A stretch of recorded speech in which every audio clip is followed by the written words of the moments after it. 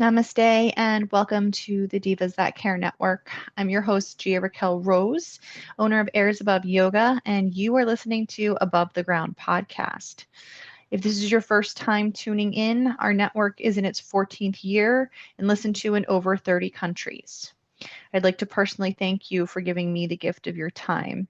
It's my honor to hold space with you.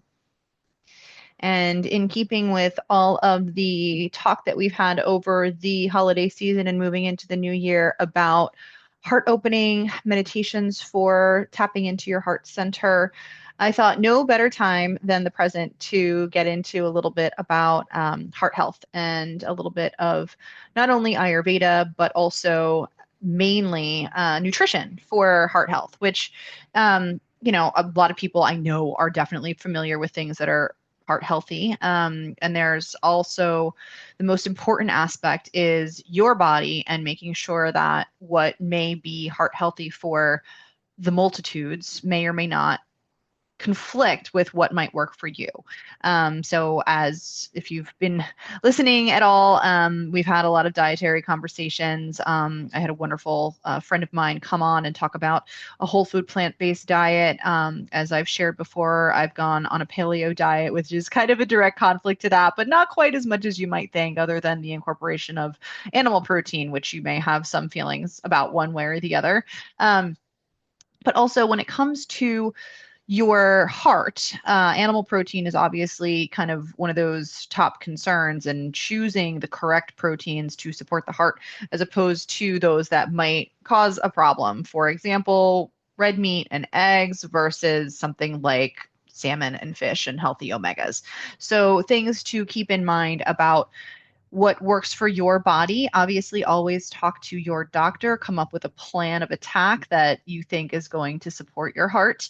But it's not always about just what we put into our body, it is also about what we choose to allow our minds to focus on. It's about how we take care of ourselves physically. So, we talk a lot, and I talk a lot about our chakra systems and how I always say that the heart chakra is kind of my favorite of all the chakras. Not that I should play favorites, but it's definitely, I call it the bridge, and I'm not the only one that does so because it is this out of seven, it is the one that connects the upper and lower. And I do believe that the heart plays a very pivotal role, not only in our physical well being, we would die if it stopped, obviously, but it also energetically, metaphysically, however you want to phrase it, your heart center, your body generally knows before your brain. A lot of times you tend to get into overthinking mentalities, and your brain takes over, and then you wind up taking actions that may not be in your highest or best good, or you will have,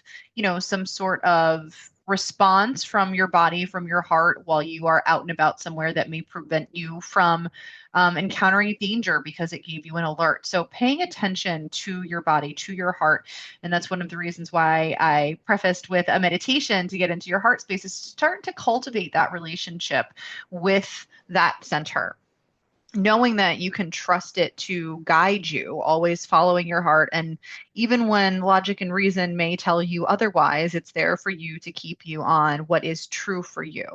More than likely, 9 times out of 10, maybe even 10 times out of 10, your heart will not lead you astray.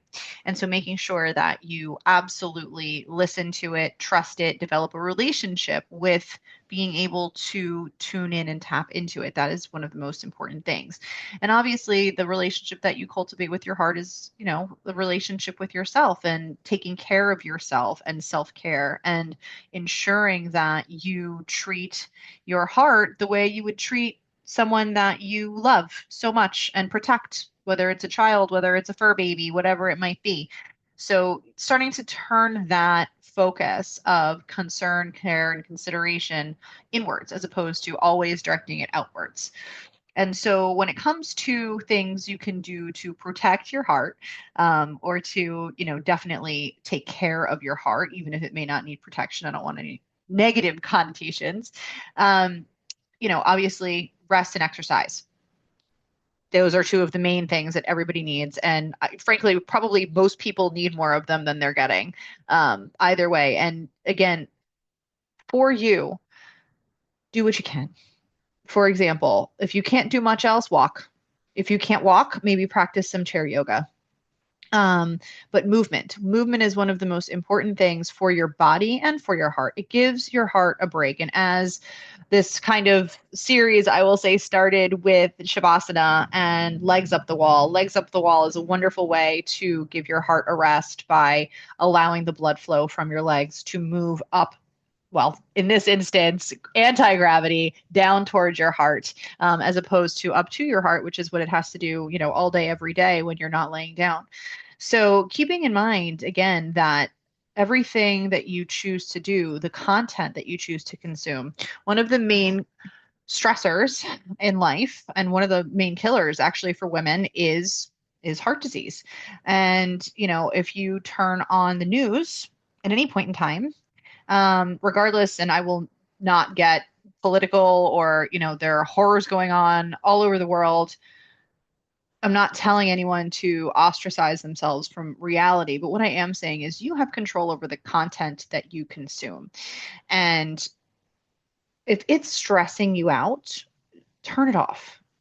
There are passive and active ways to consume information. And we are on a whole, as a country, as a nation, as a people living in an information age, we are bombarded by information. You can find it. You can search for it. You can take it in quiet, calm, measured manners. And so as opposed to if you put on the news, you put on, any sort of 24-hour news channel, it is a true assault on the senses. And it is a necessary assault, and we are all grateful to have that kind of information right at our fingertips anytime we want it. I'm not saying that it's not something to be grateful for, that it is instant, and for our own health and well-being, that is a positive to be able to find out whatever it is that we need to know at the touch of a button. But also maybe look for yourself. Maybe instead of allowing it to come to you, maybe you seek it out. Maybe you quiet it down, go online, read about what's going on. Don't allow it to kind of come at your face and create all of these emotions by tapping into all of these extra senses where you can actually flip the script. If you want to know what's going on, simply pick up your phone, look at your computer.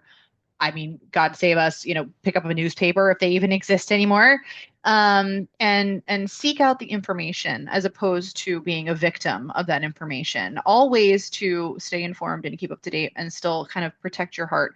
But whenever you start to feel emotional, and I don't want to say that emotions are negative, they're not, but if something that you're consuming, some form of content that you're consuming starts to hit you in your heart space, either allow it to inspire action. Like, for example, if like me, everyone knows the Sarah McLachlan animal commercial that would play around the holidays generally, and it's all the sad puppy dog eyes in horrible situations that will pull on my heartstrings, and it will inspire me to donate to help those puppies, or um you know always those things that pull on those heartstrings, hopefully to inspire action. That's why they're geared to do that. But when it comes to other things, even insofar as like horror movies, for example, the point is this assault on your senses to create this feeling in the body, and they do it so well, and a lot of times they're not even showing you anything. It's just getting you right in your feels, for lack of a better term. And so all I want you to start to do is to please pay attention to your feels, and to your heart space, and to, as the day, there's a lot of stresses that we can't control. There are a lot of occurrences, there are a lot of people there. As you move through your day, life for the most part is out of your control. But a lot of times you can take a step back. You can pause, you can walk away, you can, even if you have to, run to the restroom, and just take a moment and take a breath and recenter yourself, because all of that stress adds up. And as I've said, as a yoga instructor for years, and if you're not processing it mentally and emotionally, it will stick in your body somewhere, whether it's your chest, whether it's your shoulders. A lot of people, a lot of women, it's all like neck, shoulder tension. But you need to start to pay attention to your body's physical cues. And one of the reasons I bring up horror movies is I think everyone can relate to that. It is such a visceral reaction that you have, and television in general, that sort of content coming in and coming at you. These are, again, it's not a negative thing, it's not a bad thing. It is meant to inspire emotion. That is the point. That is the sad puppy-eyed dog commercial. That is the point, is to create these emotions, and they do a wonderful job, and it's art. It truly is art. But we're talking about your health. And so we're talking about consuming in a conscientious way, paying attention and not being a victim of your own choices, but rather starting to pay attention to when your heart says, okay, that's enough of the news. I'm done with that now. Or, you know what? I don't need to have someone telling me what's going on. I can actively seek it out and seek out the things that I know are relevant to me, that I want to know, that I want to focus and pay attention to. I'm sure lots of you are already doing that, but I just think it's a very good and very tangible, very accessible example of what and how we can, in a normal everyday situation, very benign situation, putting the news on, and a lot of people do that when they have breakfast or in the morning when they're drinking their coffee. Do whatever you want to do for yourself that you feel contributes to your highest and best good, but do so with some care, and do so with mindfulness. And so you have the ability to tap in and say, okay, I'm done with this content now, or okay, I'm done with this conversation now, or okay, as soon as you start to feel that, for me, I get like a little, like a tension, like a little, almost like a little cramp in my heart center when I'm done with whatever it might be.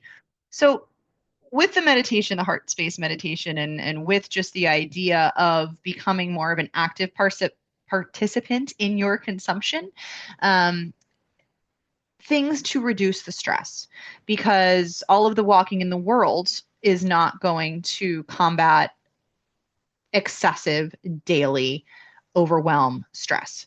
And so that is one of the most important things that we can do. And from an Ayurvedic perspective, and you can laugh at me, please feel free to have a chuckle. I always butcher the name, always. And this will kind of lead me into my whole conversation about dietary restrictions and what works for you. And just because it's good for your heart, it may not be good for your personal heart health. And I'm going to butcher it, Ashwananda. I'm sure everyone's familiar with it. It is a stress reducing, it's a plant essentially, but it's in tea. People basically can, I think, have an alignment with it as a supplement. But it's definitely a great one. I will also say that if you're paleo, it is not one of the better options to choose. Or if you have Hashimoto's or an autoimmune disease, as much as I still take it every once in a while, and it's in a lot of things, as a stress reducer. If you don't have any of these autoimmune issues, then have at it. And it's definitely one of not only Ayurvedic, but just in general, it's a great stress reducer. But it is counterintuitive for those that have autoimmune conditions. And I would get into the whole host of reasons why, but we don't have all the time in the world. So I just want to say that everything in moderation when it comes to supplements and things like that. But it's a great, for me, tie-in to talking about kind of the things that a lot of people know, but touching in on where, again, you have to listen to your own body. You have to drop into that own heart space, and start to ask yourself what physically helps your body and what may not help your body. So some of the main foods that are wonderful to support your heart health, and I think a lot of people are familiar with them, but obviously the big one, and usually safe for pretty much most diets, are leafy greens, right? Are vegetables. You can't, not knock on wood, unless you have some specific allergy, you kind of can't go wrong, especially with your spinach, and with cruciferous vegetables, when we're talking about heart health, your broccoli, your cauliflower, your Brussels sprouts, your kale, all of those are wonderful for your heart health. Now, again, a lot of times the foods that are heart healthy may have, counterintuitive issues that are not ideal for all. For example, legumes, beans are a great natural source of fiber. They're wonderful for your heart. But again, if you have an autoimmune condition, legumes can activate inflammation within the body, or at least they are one of the usual suspects that get blamed for that. So, beans may not be a part of your diet if you do have an autoimmune condition, but they are wonderful for heart health. Similarly to beans are whole grains. And, I have been vegetarian, and we heard my friend Jason go into specifically, grains and the processing of them being more of a component to the negative side effects that people can experience from grains versus the grains themselves being the evil. It's generally the processing. And when it comes to processed foods, I kind of couldn't agree more. The less processed, the better. The limited ingredients, the better for your body, obviously. But not all of us can have the time or the accessibility to be able to get truly high quality grains. Some of us are very blessed and live very close and can. But again, if you are on an autoimmune protocol diet, then some grains are worse than others. For example, something like a quinoa is going to be a lesser evil than, a white rice or a typical flour. But fiber in whatever form that you can get it is going to be good. So to that end, while it's not necessarily always on the list for heart health, things like, as I will say, suitable substitutions, sweet potatoes are one of my favorite things. Those very hearty root vegetables that can support with fiber, which is again, you're going to have to supplement if you are giving up or living a grain-free lifestyle. You do have to supplement, and I do find that those hearty fall vegetables, such as sweet potatoes, such as butternut squash or spaghetti squashes, those come into a really, really big player in the arena of substitution when it comes to dietary restrictions with regard to grains.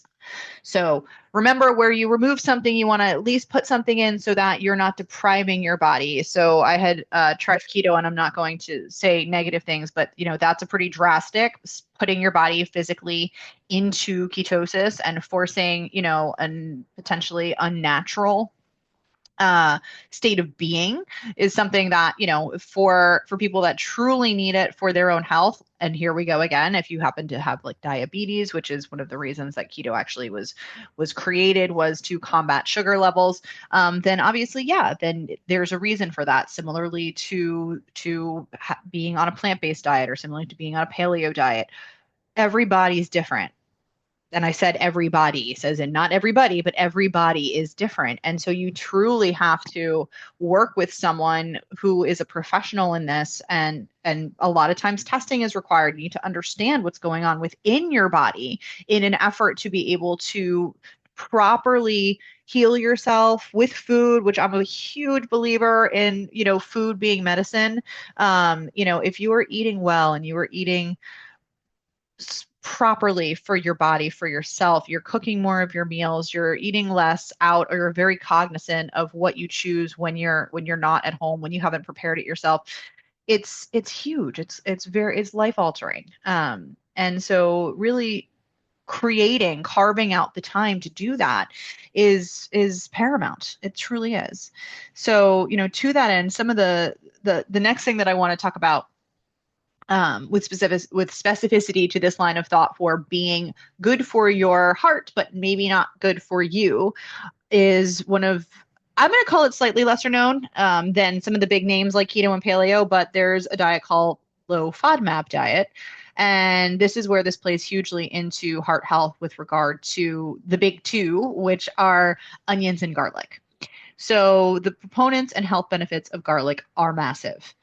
If you have, and low FODMAP generally aligns itself with things like IBS, Crohn's, more of like gut and intestinal health issues, or sensitivities, I should say.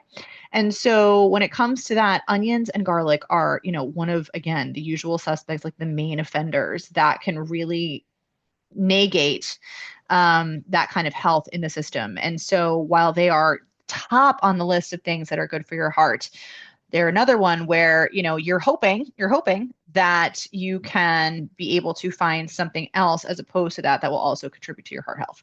So if you do not have any sort of irritation to garlic or onions or, shallots, things of that nature, then please eat them frequently because they are wonderful for your heart health.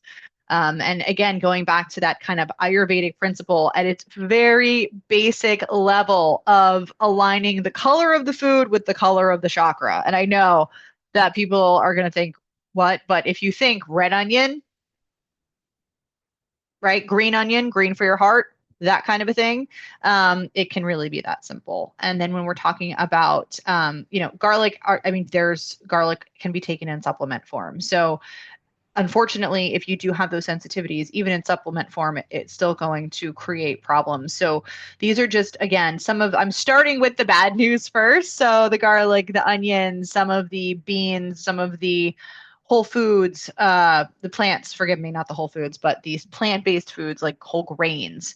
These are some of the things that can be problematic. But then we have some crowd pleasers, and those crowd pleasers are your berries, for example. So again, we think red, we think heart, even though the red is the root chakra color, a lot of times people associate red with the heart. So you want to think about your blueberries, your strawberries. Berries are wonderful, filled with antioxidants. They, again, are not typical. There are some fruits that will coincide, obviously, negatively with, I think, a low FODMAP diet, especially. But when it comes to, or keto diet, for example, especially, paleo, you're pretty much allowed to eat most fruits, and whole food plant-based, you definitely are allowed to have fruit. So the berries are a big, big, big ticket item when it comes to heart health. So one of the top things that you can do for yourself is load up on berries. And I like to put them in smoothies. I like to obviously eat them when they're local and they're fresh and it's that season. But they are very, very big and very good for your heart.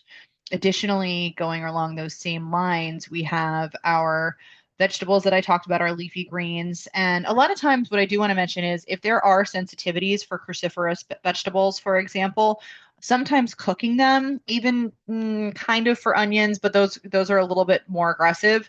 Sometimes cooking the vegetables will eliminate a decent amount of some of the negative effects for certain sensitivities that one may or may not encounter. And obviously, please, like I said, this is a really brief overview of just kind of getting people to start thinking about, the foods that they should incorporate in their diet on a daily, weekly, if not daily basis to kind of just feed their heart health, right? That's what we're talking about. We're talking about little things in like that we can consistently do. So if you go to the grocery store, maybe instead of picking up iceberg lettuce, you pick up baby spinach, right? Little tiny swaps, right? And maybe instead of picking up, whole flour, nuts are another wonderful option for your heart health. They have loads of healthy fats. Maybe you pick up almond flour instead of all-purpose flour. Little tiny swaps, things that you can do so that you're still enjoying things, you're still feeding yourself with nutritious foods, you're still taking care of your body, but you're doing it with just a little more mindfulness. So again, almonds, nuts, things like that, wonderful. Salmon, wonderful. If we're talking back to going on a paleo or incorporating meats into your diet, fish protein, cold water, generally speaking, specifically, is again, not to go against what my neighbor and friend said, but even he said that when he was on a Mediterranean diet, which again is considered a heart healthy diet, and I'll dive in a little more to that, is fish is a huge proponent. And even I, on a paleo diet, which again, it's very, very hard to get your protein sources if you're not eating legumes, if you're not eating dairy, if you're not having cheese or yogurt, those kinds of things. I do happen to think that seafood or cold water fish protein is one of the higher choices. I even have my dogs on salmon for their diet.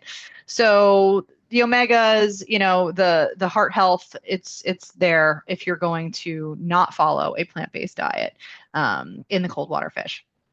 Additionally, lean lean protein, your chicken, your turkey, those types of things. Those are going to be a little more gentle. And I don't mean like cold cut. I mean, properly unprocessed. If you can get organic happy chickens, as I like to call them, or were happy up until they had one bad day, um, then that's kind of, I would say, preferable to a consistent amount of red meat.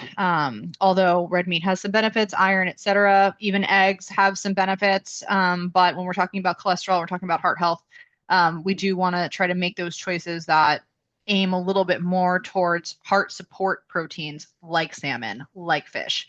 So just keeping that kind of in the back of our minds as well. And, when we talk about these things, we're talking about tiny, small daily things that we can do.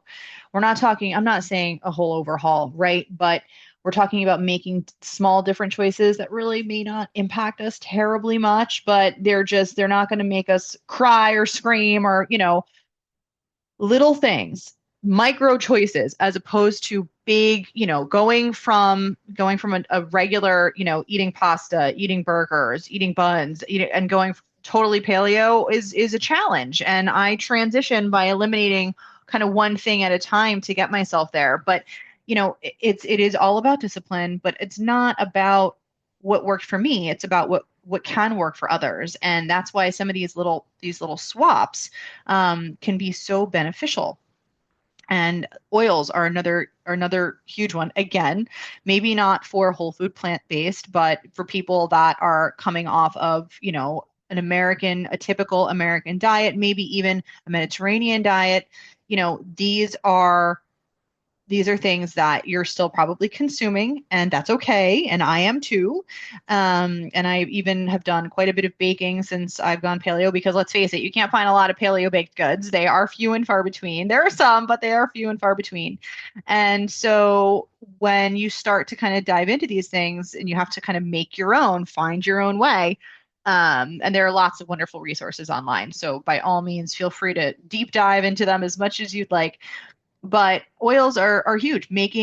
Spending a little bit extra in that department, I think, at the store when you choose olive oil, extra virgin olive oil is wonderful for your heart.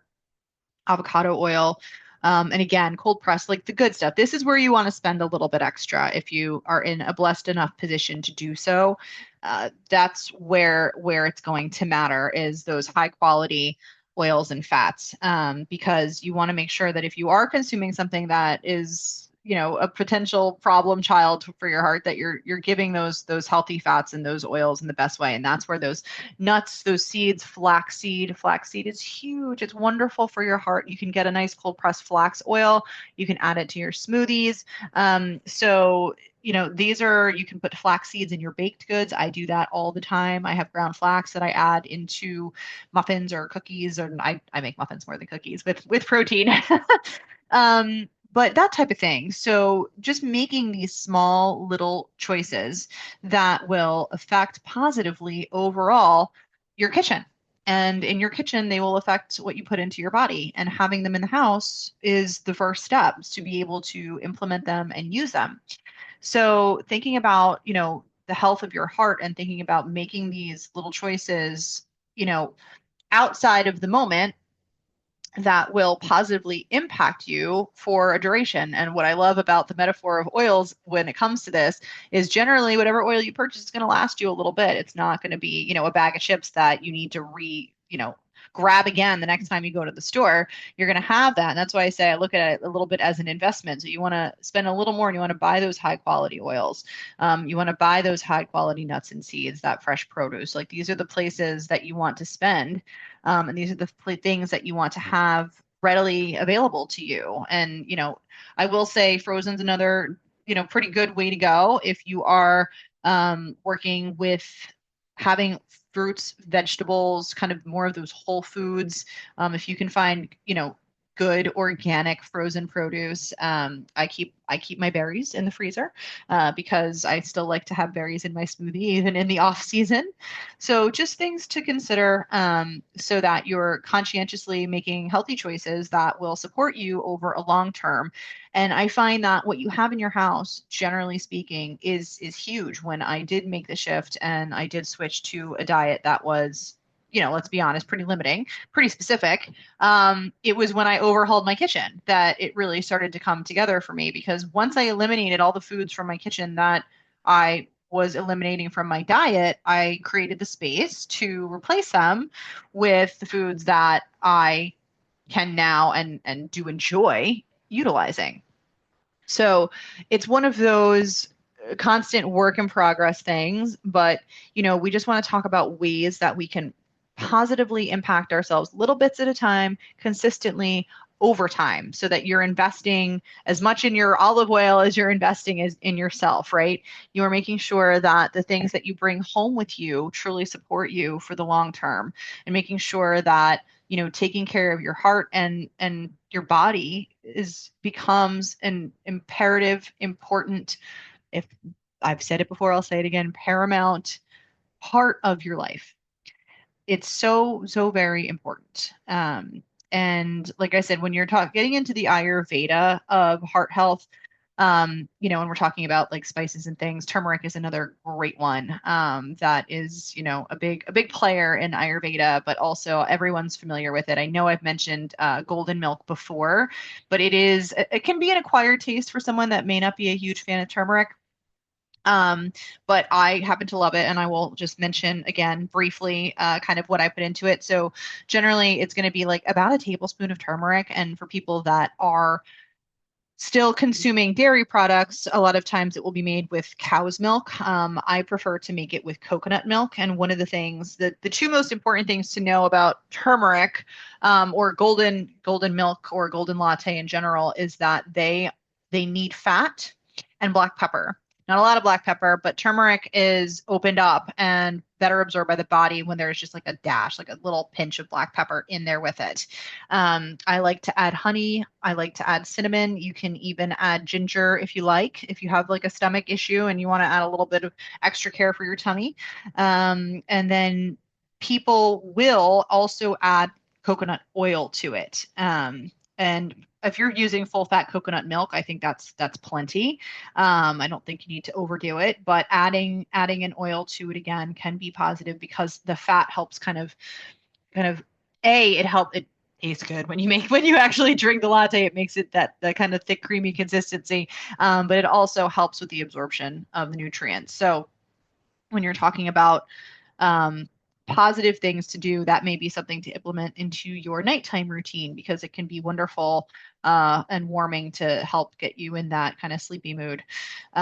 So that takes me into the other of the big three: stress reduction, exercise, and sleep. So get your rest. That is one of the best things you can do. And I will say, I have in my day pulled all-nighters back when I was younger. And, whether I had a paper due, whether I had, hopefully not a big test, because that's not going to help anybody. But a lot of times people will sacrifice their sleep to get things done. It happens every day. And I've been guilty of that for sure. But I will say that I notice one of the most important things that I notice is the idea of when I've gotten like less than 6 hours sleep, like 5 hours sleep, maybe God forbid less than 5 hours sleep, I do feel it in my chest. I do feel that fatigue, that deep fatigue, like my body is working so much harder than it needs to just to be able to get through the normal things in my day that it needs to accommodate. So, talking about getting your rest, there are sleep apps that can help you. Obviously, if you don't want to keep your phone super close to you, but um, having no television on in your bed, I don't even have a television in my bedroom anymore. Turning off the screen time. Obviously, these are things that, people say all the time. Mom will tell you not to do it. Turn the screens off, shut down. If you want to read a little bit, calm your mind, start to unplug at least an hour before bed. Don't eat. At least 2, if not 3 hours before bed. If you need a little bit of something in your tummy, maybe you make that golden milk 2 hours before you go to bed and you sit down and you read a little bit of a book and you turn off the TV, turn off that stressor coming right at you. Don't watch a horror movie right before you go to bed. That's a big one. If you take nothing else away from this, take away, don't watch a horror movie right before you go to bed for many, many reasons. But things again to prepare yourself for deep rest is crucial. It is absolutely crucial. So we really need to be able to shut down and turn off so that we can be our best selves the next day. And your heart needs that love. It needs that from you. And a lot of times, I'm guilty of it. Whatever, I'm watching a movie or I'll be like, oh, one more episode on Netflix, or I'm in an Instagram hole or a Pinterest hole. Unplug. Unplug. That's the best way that I can say in order to help with your rest, and pick up an actual book. Or if, you have a Kindle, that'll work too. Invest maybe in some blue light glasses so that if you are refusing to unplug close to bedtime, that you can at least prevent some of that blue light from kind of shifting into your brain and retinas. But it's just these little practices, these little daily mindful everyday practices. And then obviously the big one, the biggest one. It's so typical that it's almost hard to say. Drink your water. Stay hydrated. You must stay hydrated. And I can be guilty of this one as well. Not drinking enough water during the day, or having too much coffee in the morning, that kind of a thing. Getting that kind of like adrenaline. Also, caffeine, spoiler alert, not so great for your heart, because if you have too much and you get jittery, guess what? That's coming from your heart. So, thinking about a little bit less coffee, maybe switching to a mix, half calf, half decaf, something to that effect. But all setting yourself up for success. So one of the main things I think to take away from this when we're talking about our heart health and we're talking about our health overall is small steps, incremental steps that will set you up for success over the long term, and investing in yourself, and doing that in the food that you eat, in the supplements that you take, in the content that you consume, anything that you consume, that you bring into your body, into your mind, into your soul. Any of those things, they are going to impact you either positively or negatively. The choice is yours as to what you consume. But if you can take nothing else away from this, then consume things that will help you invest in your health and your well-being over the long term. And if you do that, and you start to begin to listen to your heart and to be in your heart space, you are at least a very large step in the right direction. Remember to keep moving. Find whatever you can do to keep moving, even if it's one of those little elliptical foot ellipticals that they have that you can sit on the couch and move your feet. Keep your legs moving. Lay in shavasana with your legs up the wall. Give your heart that break. Give it a rest. Get your rest. Unplug. These are all of the things that will begin to keep that investment in yourself, and to keep you living for your heart space, for your heart, for yourself, for your body. Because remember, it all starts with the body. We can't begin to, manifest or live the life of our dreams or any of those things if we are in constant survival mode. It just, unfortunately, it has to start with our safety, and it has to start with taking care of ourselves. And one of the best ways we can do that, one of the simplest ways, everybody's got to eat, starts in your kitchen. It starts with making those conscious choices when you go to the grocery store. And it starts in maybe spending just a little bit more money here and there, if and when you can, and investing in some of those high quality items that will be in your kitchen and hopefully inspire you. Again, little things every day, just little bits, little things you can do. Go for a walk, unplug, even if it's 10 minutes earlier, unplug 10 minutes earlier. Make a golden milk, or have a little cup of lemon water, warm lemon water, whatever it is for you that brings you a little bit of joy and peace at the same time. Feeling for your heart space and starting to tap into that sensation that you get when something's good, and with that sensation that you get when something's bad.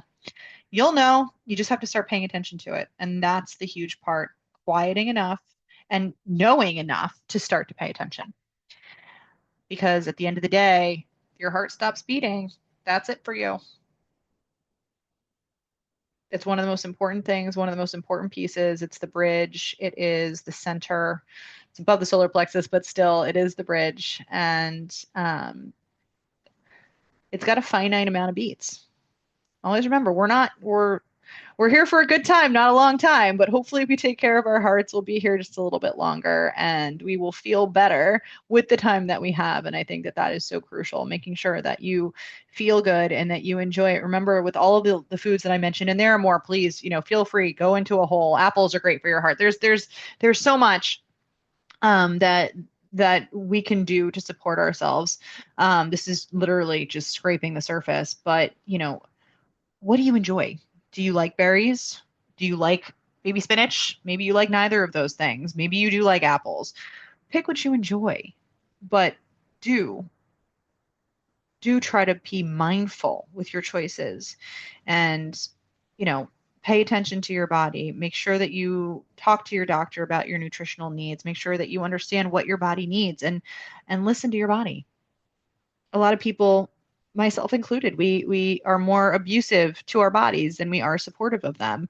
We treat them, like a vehicle. And while they are that, they are our form of movement in and around this plane of existence. They are still a representation of us. They are us. You are your body, and you deserve all of the love, all of the care, all of the concern, and all of the support. So support yourself first. If you don't do it, can't expect anyone else to. And so I just want to say how much that I appreciate each and every one of you and for sharing your space with me. I'm so grateful. And so please feel free to share this with ones that you love so that you can inspire them to live from their heart space as well.